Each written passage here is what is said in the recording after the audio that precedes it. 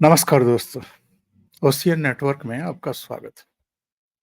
एक बड़ी रोचक कहावत आपने सुनी होगी कि बिल्ली, बंदर, लोमड़ी, गधा, कुत्ता, सियार सब इकट्ठे होकर के अगर एक घाट पर पानी पी रहे हों, तो समझ लेना चाहिए कि दूसरे घाट पर शेर पानी पी रहा है। और जब ये कभी 16 दल, कभी 26 दल, कभी 28 दल इकट्ठा हो रहे थे पटना में, बेंगलुरु में, मुंबई में, दिल्ली में, उस समय भी ये बात पूछी जा रही थी कि इन सबको इकट्ठा होने की ज़रूरत क्या पड़ रही है? ये तो सब अपने-अपने राज्यों के अपने आप को राजा समझते हैं और वहाँ खड़े होकर के और दिल्ली की तरफ मुँह करके प्रधानमंत्री नरेंद्र मोदी को गालियाँ देते रहते हैं। सारे चेहरों के बारे में आप देख लीजिए। महाराष्ट्र में देखें तो शरद पवार, उद्धव ठाकरे, यहाँ तक कि संजय राउत, नाना पटोले, बड़े-बड़े सूरमा हैं, जो वहीं से खड़े होकर के प्रधानमंत्री नरेंद्र मोदी को कुछ का कुछ कहते रहते हैं। ममता बनर्जी कलकत्ता में पश्चिम बंगाल में कैसे गुर्राती रहती हैं।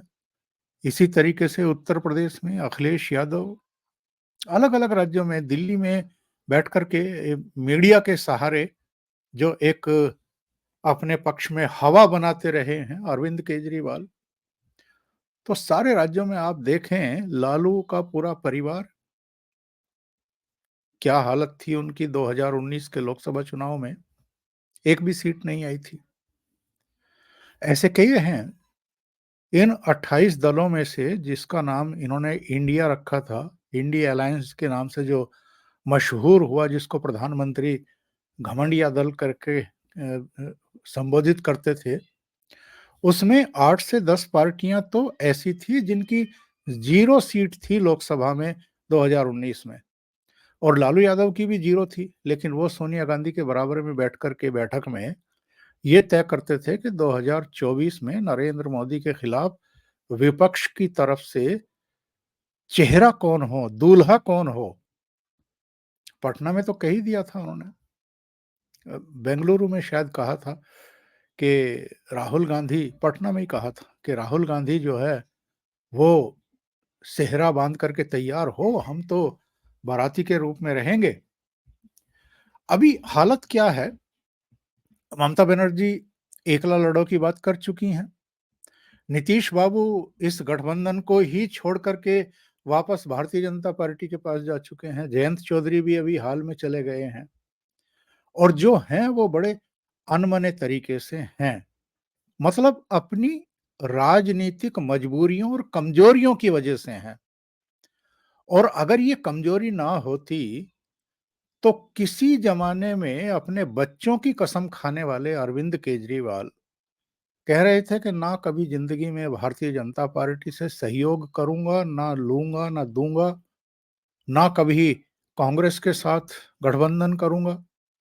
एक और वीडियो मेरे ही प्रोग्राम में आपने सुना होगा, उसको मैं फिर से प्ले नहीं करना चाहता, जिसमें ये कह रहे हैं कि बंद कर दो सीबीआई और ईडी और एसीबी, सोनिया गांधी को गिरफ्तार कर लो, 4 दिन इंट्रोगेट करो, सारी चीजें सामने निकल कर के आ जाएंगी।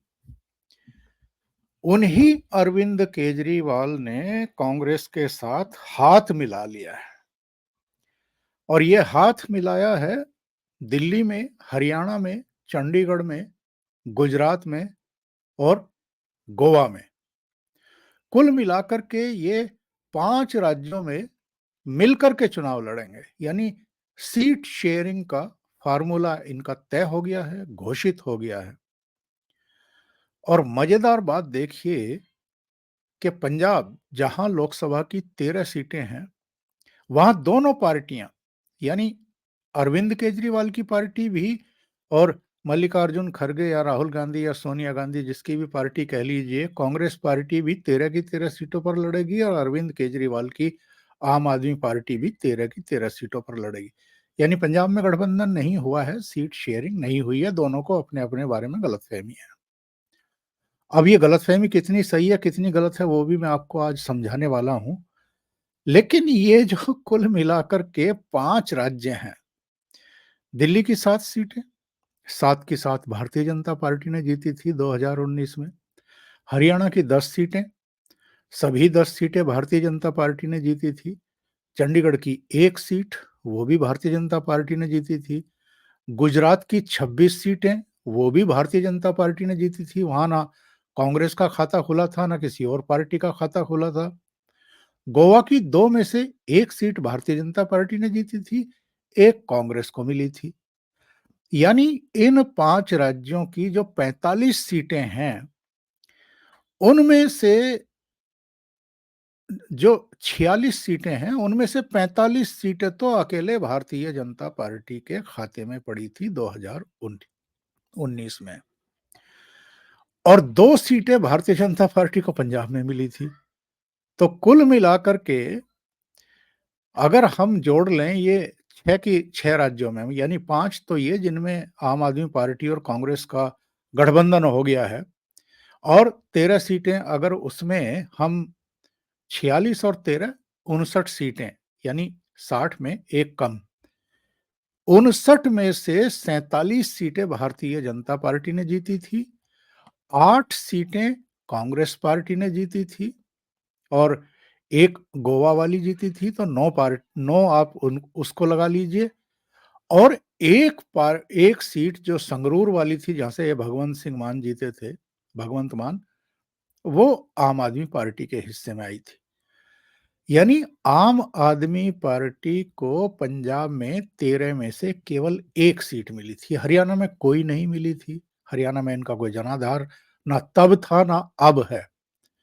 दिल्ली में ये तीसरे नंबर की पार्टी थी। गुजरात, गोवा का तो छोड़ ही दीजिए, इनको गलतफ़हमी उन 5 विधानसभा सीटों से हो गई जो इन्होंने जीती हैं। वो कौन-सी सीटें हैं, वो भी मैं आपको बताने वाला हूँ। लेकिन कुल मिलाकर के इन्होंने ये तो स्वीकार कर लिया कि साहब नरेंद्र मोदी जो हैं वो बेहद लोकप्रिय हैं। हम इन राज्यों में अकेले-अकेले नरेंद्र मोदी अ, से मुकाबला बिल्कुल भी नहीं कर सकते हैं, और इसलिए इन्होंने दोनों ने मिलकर के हाथ मिलाए हैं। इसके बावजूद कि अरविंद केजरीवाल सोनिया गांधी के बारे में बहुत अच्छी-अच्छी बातें अतीत में कह चुके हैं, इनकी दिल्ली इकाई भी, इनकी पंजाब इकाई भी बिल्कुल इस पक्ष में नहीं थी कि आम आदमी पार्टी से समझौता करे कांग्रेस। गुजरात में भी जो भरूच सीट दी गई है और भावनगर सीट दी गई है, भरूच सीट जो सोनिया गांधी के राजनीतिक सलाहकार रहे दशकों तक, अहमद पटेल, उनके परिवार की प्रभाव वाली सीट मानी जाती है। उनकी बेटी नाराज है इस बात को लेकर के कि भरूच सीट जो है वो आम आदमी पार्टी को क्यों दे दी गई। ठीक उसी तरीके से जैसे उत्तर प्रदेश में फर्रुखाबाद सीट को लेकर के सलमान खुर्शीद के गाल फूले हुए हैं, वैसे ही अब वहाँ अहमद पटेल की बेटी नाराज बताई जा रही है। अगर हम पहले दिल्ली की बात करें, तो दिल्ली में क्या किया है इन्होंने कि साहब 4 सीटों पर तो आम आदमी पार्टी लड़ेगी और 3 पर कांग्रेस पार्टी लड़ेगी। आम आदमी पार्टी को दिल्ली वेस्ट, नई दिल्ली, साउथ दिल्ली और ईस्ट दिल्ली दी है। कांग्रेस को नॉर्थ वेस्ट, नॉर्थ ईस्ट और चांदनी चौक दी है। अब जरा ये देखें, इनमें से यानी सातों सीटों में कहीं भी भारतीय जनता पार्टी को 2019 के चुनाव में 52% से कम वोट नहीं मिले, बल्कि 53% से कम वोट कहीं नहीं मिले थे। यानी आधे से ज्यादा वोट भारतीय जनता पार्टी ने हर सीट पर हासिल किए थे। तो उसमें आम आदमी पार्टी और कांग्रेस मिल भी जाएं आपस में, तो ये क्या करेंगी? चांदनी चौक में हर्षवर्धन 52.94% वोट के साथ जीते थे। गौतम गंभीर दिल्ली ईस्ट में 55% से ज्यादा वोटों के साथ जीते थे। मीनाक्षी लेखी नई दिल्ली से करीब-करीब 55% वोटों के साथ जीती थी। मनोज तिवारी नॉर्थ ईस्ट में नॉर्थ ईस्ट दिल्ली में 53% वोटों से जीते थे और नॉर्थ वेस्ट में हंसराज हंस सबसे ज्यादा वोट शेयर लेकर के 60.49% वोटों से जीते थे और साउथ दिल्ली में रमेश वधूड़ी 56% से ज्यादा वोटों के साथ जीते थे। वेस्ट दिल्ली में भी प्रवेश वर्मा 60% वोट शेयर के साथ जीते थे। और अगर हम विधानसभा की बात करें, इसमें लोकसभा में मैं आपको वोट शेयर भी बता दूं टोटल कितना था। भारतीय जनता पार्टी को अकेले ही करीब-करीब 57% वोट शेयर मिला था दिल्ली में। कांग्रेस पार्टी जो है वो सेकंड नंबर पर रही थी, करीब-करीब 22.5% वोट लगा लीजिए और आम आदमी पार्टी तीसरे नंबर पर 18% वोट इनको मिला था। अब अगर 22 और 18 भी मिला लो तो कहां बैठता है जाकर के 40-41% वोट पर बैठेगा और भारतीय जनता पार्टी ऑलरेडी 15% ज्यादा वोट लिए हुए है, 56% से ज्यादा वोट लिए हुए है। तो दिल्ली में इनका गठबंधन कारगर होगा, इसकी दूर दूर तक संभावना दिखाई नहीं दे रही है। इसके एक साल बाद यानी 2019 के एक साल बाद 2020 में विधानसभा चुनाव हुए थे। विधानसभा चुनाव में आम आदमी पार्टी को 53% वोट मिले थे, भारतीय जनता पार्टी को 38% मिले थे, कांग्रेस को केवल 4.3% मिले थे। यानी जो कांग्रेस पार्टी लोकसभा चुनाव में आम आदमी पार्टी से बड़ी थी, वो विधानसभा चुनाव में खिसक करके केवल 4% पर आ गई और कांग्रेस का दोनों बार से खाता नहीं खुल रहा है। जब से कांग्रेस पार्टी ने शुरू में अरविंद केजरीवाल को मुख्यमंत्री बनाने के लिए वोट दिया था, तब से उसका खाता ही नहीं खुला है दिल्ली में। अब आते हैं साहब हरियाणा पर। हरियाणा में 10 सीटें हैं, 10 की 10 सीटें भारतीय जनता पार्टी ने जीती थी और जबरदस्त मार्जिन के साथ जीती थी। केवल रोहतक में मार्जिन बहुत थोड़ा था, 7,503 वोटों का। इसके अलावा अंबाला का मार्जिन देखें तो 3,42,000, भिवानी का देखें 4,44,000, फरीदाबाद का देखें तो 6,38,000 का मार्जिन, मतलब ये जीत का अंतर बता रहा हूं मैं। गुरुग्राम में 3,86,000 का मार्जिन, हिसार में 3,14,000 का, जहां से चौधरी वीरेंद्र सिंह के पूर्व आईएएस बेटे विजेंद्र सिंह जीते थे। करनाल में फिर 6,56,000 का मार्जिन, कुरुक्षेत्र में 3,84,000 का, सिरसा में 3,09,918 का, सोनीपत में 1,64,000 का, जहां से भूपेंद्र सिंह हुड्डा हारे थे रमेश कौशिक के सामने। तो उस हरियाणा की 10 सीटों में से एक सीट कांग्रेस ने कुरुक्षेत्र वाली आम आदमी पार्टी को दी है और कुरुक्षेत्र में जैसा मैं बता चुका हूं, करीब करीब 4 लाख के अंतर से भारतीय जनता पार्टी जीती थी। 3,84,591 वोटों के अंतर से भारतीय जनता पार्टी जीती थी और आम आदमी पार्टी का कुछ खास हरियाणा में है ही नहीं। इसके बावजूद एक सीट कांग्रेस से वो हड़पने में कामयाब हो गई और कैसे कैसे चेहरे पिछली बार हारे थे भारतीय जनता पार्टी के कैंडिडेट के सामने। कुमारी सैलजा, अशोक तंवर जो बाद में कांग्रेस छोड़ करके चले गए, हिसार में भव्य बिश्नोई भजन लाल के पोते, सोनीपत में भूपेंद्र हुड्डा 2 बार के चीफ मिनिस्टर रहे, रोहतक से दीपेंद्र हुड्डा जो 3-4 बार के मेंबर ऑफ पार्लियामेंट रहे, भिवानी से बंसीलाल की पोती श्रुति चौधरी वो हार गई थी, गुरुग्राम में कैप्टन अजय यादव वो हार गए थे और फरीदाबाद में अवतार भड़ाना वो चारों खाने चित हो गए थे। ऐसे हरियाणा में आम आदमी पार्टी के लिए एक सीट छोड़ना ये बिल्कुल एकदम समझ से बाहर की बात है और जहां आम आदमी पार्टी का कुछ लेना देना ही नहीं है। और क्यों ये समझौता हुआ है, इससे ये पता चलता है कि एक्चुअल में ये लोग पूरी तरीके से घबराए हुए हैं, बुरी तरह डरे हुए हैं कि अगर अकेले-अकेले हम चुनाव मैदान में उतरे, तो नरेंद्र मोदी की जो आंधी चल रही है, उसमें उड़ जाएँगे। हमारे डेरे तंबू तो पिछली बार भी उड़ गए थे, इस बार तो पूरी तरह उखड़ जाएँगे। अब ज़रा पंजाब में आइए। पंजाब में इनका समझौता हुआ नहीं है। कांग्रेस पार्टी कह रही थी कि भई हम 8 सीटें जीते थे 2019 में। अमृतसर वो जीते, आनंदपुर साहब वो जीते, फरीदकोट वो जीते, फतेहगढ़ साहब वो जीते, जालंधर, खडूर साहब भी वही जीते, लुधियाना वो जीते, पटियाला वो जीते जहाँ से कैप्टन अमरिंदर सिंह की पत्नी जीती थी। आम आदमी पार्टी केवल 1 सीट संगरूर वाली जीती थी, भगवंत मान जीते थे। और जब वहाँ इनको 2022 में जनादेश मिल गया पंजाब में और भगवंत मान को चीफ मिनिस्टर बना दिया, तो संगरूर में उपचुनाव हुआ। उसको भी ये नहीं जीत पाए। उपचुनाव में भी सिमरनजीत सिंह मान जीत गए, जो आतंकवाद का और अलगाववाद का समर्थन करते हैं। 13 में से 2 सीटें भारतीय जनता पार्टी ने जीती थी, गुरदासपुर और होशियारपुर वाली। और 2 सीटें जो हैं पति-पत्नी यानी सुखबीर बादल ने फिरोजपुर वाली और भटिंडा वाली सिमरनजीत सिंह हरसिमरत कौर ने जीती थी। और अगर हम वोट शेयर की बात करें पंजाब में, तो पंजाब में कांग्रेस का हक बनता था कि वो अधिकांश सीटों पर चुनाव लड़ती। 8 सीटों के साथ उसको 40% से ज़्यादा वोट शेयर मिला था, लोकसभा चुनाव में।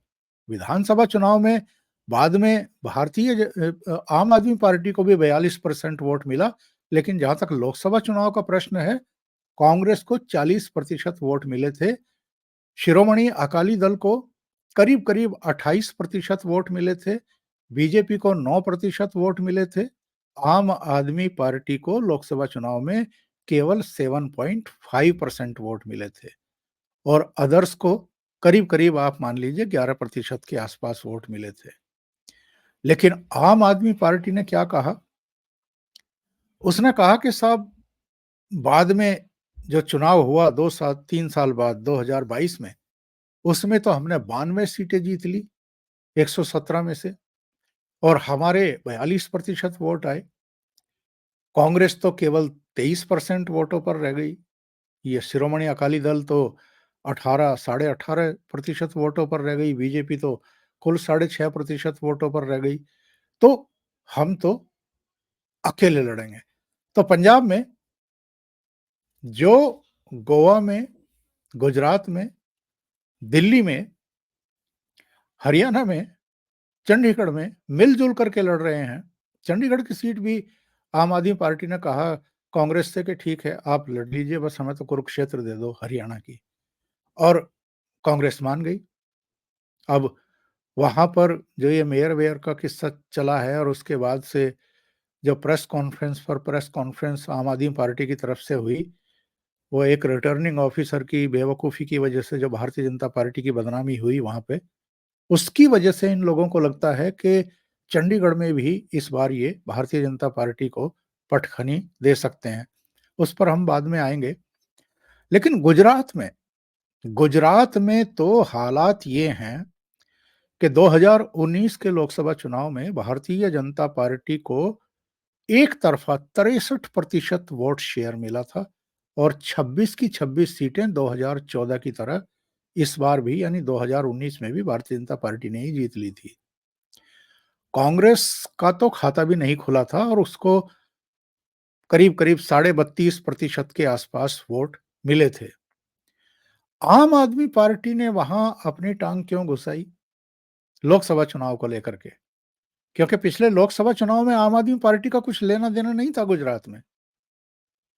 लेकिन विधानसभा चुनाव जब हुए, उसमें ये एक तो जामनगर में, एक जूनागढ़ में, एक भावनगर में, बल्कि भावनगर में 2 और नर्मदा में 1, कुल मिलाकर के 5 विधानसभा सीटें जीतने में कामयाब हो गए। और यही वजह है और इनको कुल मिलाकर के 13% के आसपास वोट भी मिल गया विधानसभा चुनाव में। तो इन्होंने कहा कि साहब गुजरात में भी हमें 2 सीटें चाहिए और चूँकि कांग्रेस पूरी तरीके से बैकफुट पर है, इसलिए वो मान गई और इनको 2 सीटें दे दी। वरना तो विधानसभा चुनाव की भी अगर हम बात करें, तो 53% वोट भारतीय जनता पार्टी को मिला, 156 सीटें उसने जीती, 2 तिहाई से भी ज़्यादा। कांग्रेस जो है वो 27% 28% वोटों के साथ 17 सीटों पर सिमट गई। आम आदमी पार्टी को केवल 5 सीटें मिली, समाजवादी पार्टी का भी 1 जीत गया, इंडिपेंडेंट 3 जीत गए। तो ये है गुजरात का मामला, लेकिन गुजरात में अहमद पटेल की बेटी नाराज है कि भरूच की सीट जो है कांग्रेस ने कैसे अरविंद केजरीवाल की पार्टी को दे दी, कोई मतलब नहीं बनता है। अच्छा, गोवा में कुछ वहां के समीकरण ऐसे हैं, एक सीट कांग्रेस ने जीती थी पिछली बार 43% वोटों के साथ, 43 साढ़े 43% वोटों के साथ, और एक सीट जो है 51-52% वोटों के साथ भारतीय जनता पार्टी ने जीत ली थी। तो इस बार आम आदमी पार्टी ने कांग्रेस से कहा कि दोनों सीटें आप ही लड़ लीजिए और हम जो हैं वो गुजरात की 2 सीटों पर ध्यान केंद्रित करेंगे, हरियाणा की 1 कुरुक्षेत्र सीट पर, दिल्ली की 4 लोकसभा सीटों पर और पंजाब की 13 सीटों पर हम जो हैं अ, इस बार फोकस करेंगे। तो कुल मिलाकर के संदेश क्या है? संदेश ये है कि साहब, अब वही शेर वाली कहावत है कि एक घाट पर अगर ये सब मिल करके पानी पी रहे हों तो समझ लो कि दूसरे घाट पर बबर शेर जो है वो पानी पी रहा है। साफ सी बात ये है कि जिस तरह का वातावरण पूरे देश में इस समय है और जो इनको साफ-साफ दिखाई दे रहा है कि नरेंद्र मोदी फिर से तीसरी बार प्रधानमंत्री बनने जा रहे हैं और ये सारे राज्य जिनमें मैंने बताया आपको, दिल्ली की 7 की 7, हरियाणा की 10, चंडीगढ़ की 1 वो उनके पास, गोवा की 2 में से 1, गुजरात की 26 में से 26, पंजाब की भी 13 में से 2 सीटें भारतीय जनता पार्टी ने जीती थी।